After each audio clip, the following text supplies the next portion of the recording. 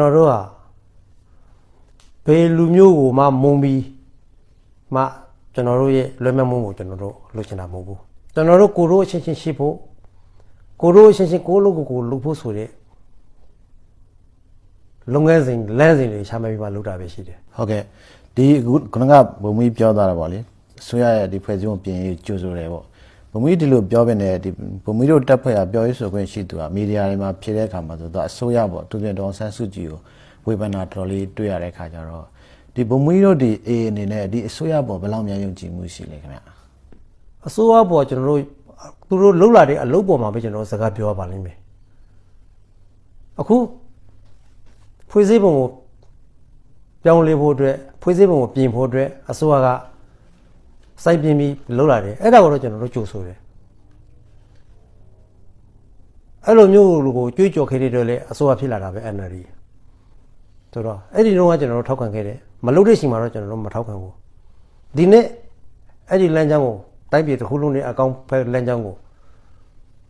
လုံးမေဆိုရင်ကျွန်တော်တို့ကြိုဆိုတယ်ဒါကတော့ကျွန်တော်တို့ထာဝရရင်သူထာဝရမိတ်ဆွေအဲ့ဒီအလုပ်ပေါ်မှာပဲလှုပ်လာတဲ့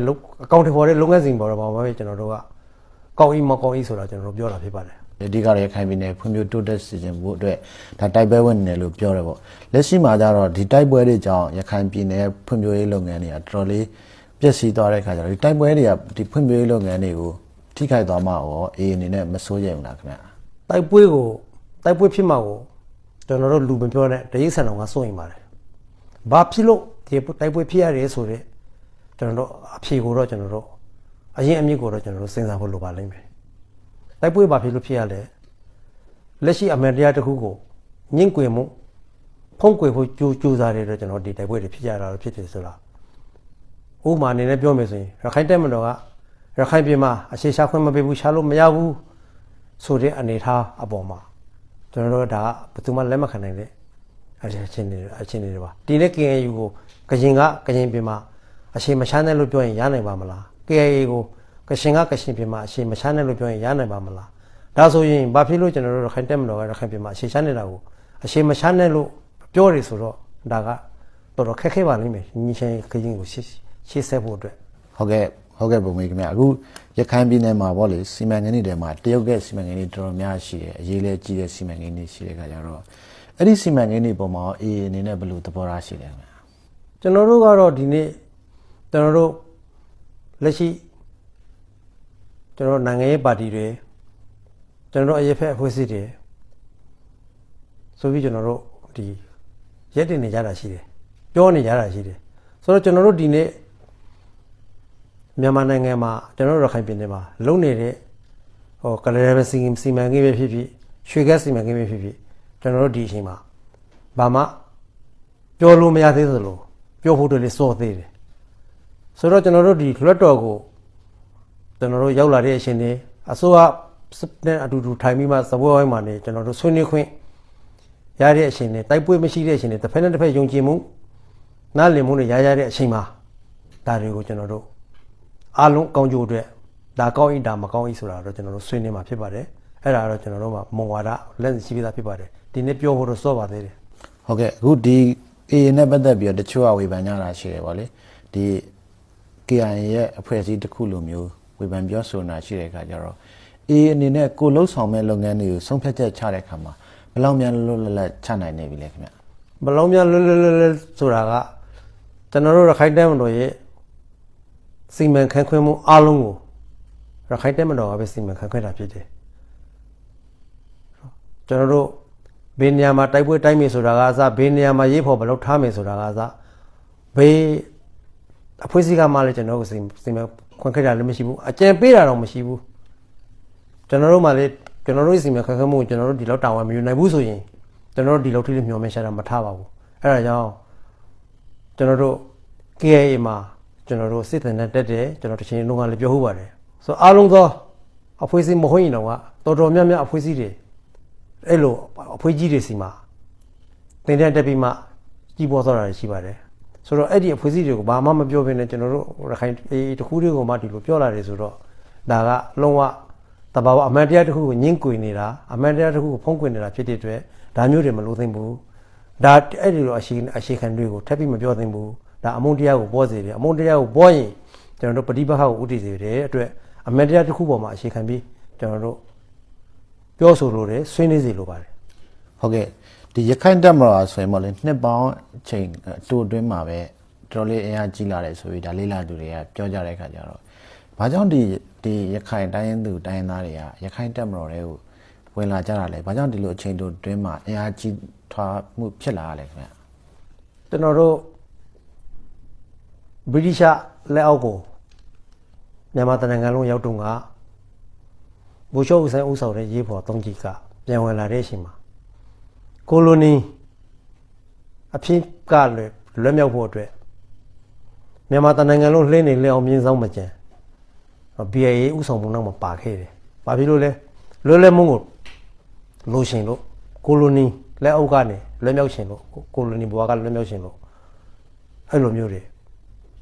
နေချင်းရချင်းမြန်မာတက်မတော်ဟာ BIA ဟာကြီးထွက်လာခဲ့တယ်။ကျွန်တော်တို့ရခိုင်တက်မတော်လေအဲ့ဒါနဲ့အတူတူပါပဲကျွန်တော်တို့ရခိုင်တွေဟာကိုလိုနီလက်အောက်မှာရုံးလို့ဆိုကိုခံစားရတယ်အဲ့ဒီလွတ်မြောက်မှုအတွက်လမ်းစဉ်လမ်းကငါတို့ကဒီလမ်းပဲရှိတယ်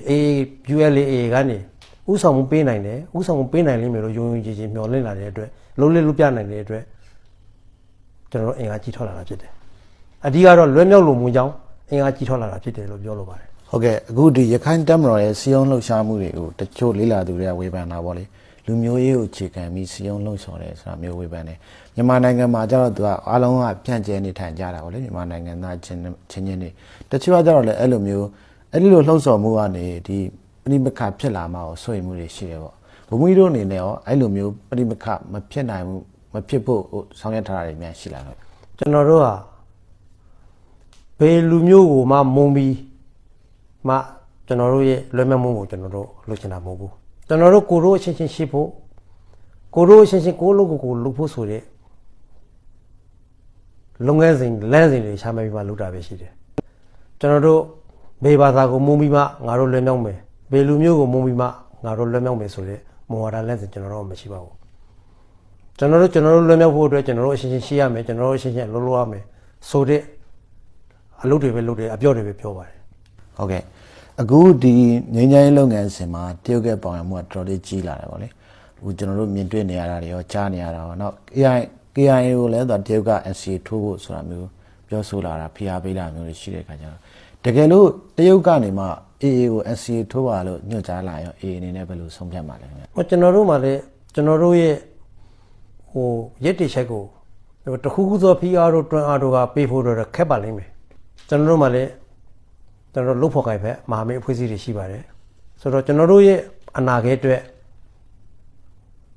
ကျွန်တော်တို့ဖိအားပေးစရာမလိုဘဲနဲ့ကျွန်တော်တို့လောက်တာရှိသလိုဖိအားပေးတာကိုလေကျွန်တော်တို့အနာဂတ်အတွက်ဆိုးကျိုးဖြစ်စေမယ်ဆိုရင်ကျွန်တော်လက်မခံနိုင်တဲ့အနေအထားတွေရှိပါလိမ့်မယ်အဲဒါကြောင့်ကျွန်တော်တို့ကဖိအားပေးတယ်ဆိုတာတဲ့ညှိနှိုင်းပေးတယ်ဆိုတဲ့အနေအထားမျိုးပဲဖြစ်ပါလိမ့်မယ်ညှိနှိုင်းပေးတယ်ဆိုတဲ့အနေအထားကိုကျွန်တော်တို့လက်ခံပါတယ်ဖိအားပေးတယ်ဆိုတဲ့အနေအထားကိုတော့ကျွန်တော်တို့လက်ခံဖို့ခက်ပါလိမ့်မယ်ဟုတ်ကဲ့အခုဆွေးရနဲ့လာဆွေးနွေးတယ်ဗောလေဆွေးနွေးတဲ့အခါမှာဒီဆွေးနွေးပွဲရလဒ်တွေဆွေးနွေးပုံတွေကိုကြည့်ပြီးလို့ရှိရင်လက်ရှိဖြစ်နေတဲ့ပြည်ပခါတွေကရှော့ချသွားမဲ့အလားအလာမျိုးများရှိလားထပ်ပြီးများတိုးလာနိုင်လားခင်ဗျာဒါကတော့ကျွန်တော်တို့မဆွေးနွေးပြီးပြတ်တော့တာလားအတော်ကြာပြီဖြစ်တဲ့ကာလကနေအခုပြန်ပြီးတိုက်ပွဲတွေဖြစ်နေတဲ့ကာလမှာအခုပြန်ပြီးတွေးဆုံဆွေးနွေးတယ်ဆိုတော့ဒါတုတ်တက်မှုတစ်ခုပဲပြောလို့ရပါတယ်ဆိုတော့နောက်ကိုဆက်ပြီးတွေးဆုံဆွေးနွေးရအောင်ဆိုပြီးမှလည်းကျွန်တော်တို့သဘောထားတွေစူးစီးခဲ့ရတာရှိတယ်အပေါ်မှာရှေ့ကိုလုတ်တဲ့ရှေ့မှာစကားပြောတာမို့နဲ့အကောင့်တွေပေါ်မှာရလန်းနေပဲပို့ဆိုင်ပါလိမ့်မယ်လောလောဆယ်ပြောလို့တာကတော့အရင်ကားထဲတော့တုတ်တက်မှုမပြောတာတဲ့ဆိုင်ပြောတာကတော့တုတ်တက်မှုရှိတယ်လို့ကျွန်တော်တို့ပြောလိုပါတယ်ဟုတ်ကဲ့ဒီရခိုင်တပ်မတော်နဲ့ပတ်သက်ပြီးတော့တော်တော်များပြောကြတယ် ARS နဲ့ပူအောင်ပြီးတော့တိုက်ခိုက်တယ်တို့နေမြေသတ်မှတ်တာတွေရှိတယ်တို့ဥမာမြောက်ဦးကိုတိုက်တာလဲ AA ကပြစ်လို့တပ်မတော်ပြန်ပြရတယ်ဆိုတာမျိုးပြောဆိုဝေဖန်နေတဲ့ပုံမှာဘုံမီတို့အနေနဲ့ဘာမှပြောကြတယ်ခင်ဗျာဒါကကျွန်တော်တို့တော်တော်ပြောရပါပြီဒါအခြေအမြင့်မရှိတဲ့ဆွဲဆက်ချက်ပဲဖြစ်ပါတယ်ဒါကကျွန်တော်တို့လုံးဝညှင်းပယ်ပါတယ်ကျွန်တော်တို့ကအာဆာနဲ့ဘယ်တော့မှလက်မပတ်သက်ပါဘူး နောက်လေးပဲသလင်းပေါ့ဘာဖြစ်လို့ဆိုတော့နိုင်ငံတကာအကျင့်ဖက်အဖွဲ့တစ်ခုဆိုပြီးသတ်မှတ်ထားတဲ့အဖွဲ့အစည်းတစ်ခုနဲ့ကျွန်တော်တို့ပတ်သက်ခေးရင်ကျွန်တော်တို့ကိုလင်ပင်ကိုကျိုးခွင်းဆွဲတယ်လို့ဖြစ်မယ်ဆိုတော့ကျွန်တော်တို့သိပါတယ်တစ်ဖက်မှာလည်းကျွန်တော်တို့ရခိုင်ပြည်သူကတခြားဒီအစိုးရမကဲကွက်ခင်ကျွန်တော်တို့ရခိုင်ပြည်သူတရားလုံးကကျွန်တော်တို့ကဲကွက်ပါလိမ့်မယ်ကျွန်တော်တို့ရခိုင်ပြည်သူတရားလုံးကကျွန်တော်တို့ပြည်သူမကြိုက်တာကိုလှုပ်လာလို့ကျွန်တော်တို့ကံကွက်လိုက်ကျွန်တော်တို့ကြားဆုံးခံမိဖြစ်ပါတယ်အဲဒါကျွန်တော်တို့ကြားဆုံးမဲ့လို့ကြားဆုံးမဲ့လူရဲကိုဘယ်တော့မှမလို့သလိုဒါကမဖြစ်နိုင်တဲ့အရှင်မင်းမရှိတဲ့ဆွဆွရှိဖြစ်ပါတယ်လို့ကျွန်တော်ထဲလောက်ပြောလိုပါတယ်